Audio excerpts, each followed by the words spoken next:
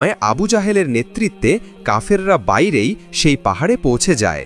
তারা নবী মোহাম্মদ সাল্লাল্লাহু আলাইহি ওয়াসাল্লাম এবং হজরত আবু বকর রাদিয়াল্লাহু আনহুর পায়ের চিহ্ন অনুসরণ করে সেই পাহাড়ের গুহার কাছে চলে আসে এবং তারা একে অপরের সাথে বলতে থাকে, কি ব্যাপার, এখান থেকে আর কোথাও পায়ের চিহ্ন দেখা যাচ্ছে না। আবু জাহেল তাদের আদেশ দেয়, তোমরা এই পাহাড়টি ভালোভাবে তল্লাশি করো, নিশ্চিতভাবে এই পাহাড়ের ভেতরেই মোহাম্মদ সাল্লাল্লাহু আলাইহি ওয়াসাল্লাম লুকিয়ে আছেন, তাদের পেলেই তোমরা মেরে ফেলবে। অতপর আবু জাহেলের যোদ্ধারা পাহাড়ের তল্লাশি শুরু করে। তারা তল্লাশি করতে করতে এক সময় সেই গুহার সামনে চলে যায়, যে গুহায় নবী মোহাম্মদ সাল্লাল্লাহু আলাইহি ওয়াসাল্লাম এবং হজরত আবু বকর আশ্রয় নিয়েছেন।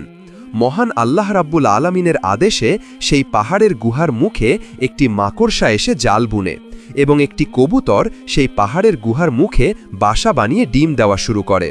আবু জাহেলের দুই কাফের যোদ্ধা সেই গুহার কাছে আসে। একজন কাফের যোদ্ধা বলে, আমি নিশ্চিত যে এই গুহার ভিতরেই মোহাম্মদ এবং আবু বকর ঢুকেছেন। দ্বিতীয় কাফের যোদ্ধা বলে, আরে মূর্খ, এই গুহার ভিতরে মানুষ কিভাবে ঢুকবে? তুমি কি দেখছো না যে এই গুহার মুখে মাকড়সার জাল আছে এবং গুহার সামনে একটি কবুতর ডিম দিচ্ছে? যখন কোনো ব্যক্তি এই গুহার ভিতরে প্রবেশ করবে তখন সেই কবুতর সাথে সাথে উড়ে যাবে এবং মাকড়সার জাল ভেঙে যাবে।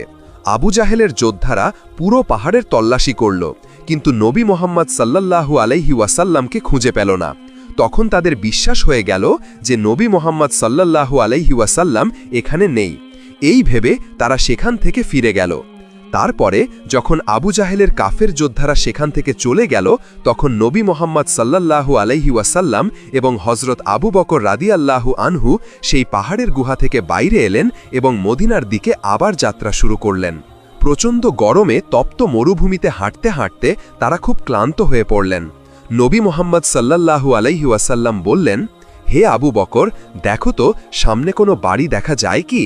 আমরা খুব ক্ষুধার্ত এবং তৃষ্ণার্ত। যদি সামনে কোনো বাড়ি দেখা যায় তাহলে সেখান থেকে আমরা কিছু খাবার বা পানি পেতে পারি।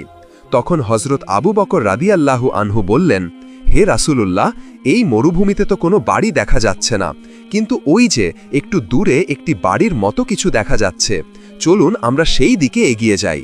অতঃপর কিছু দূর এগিয়ে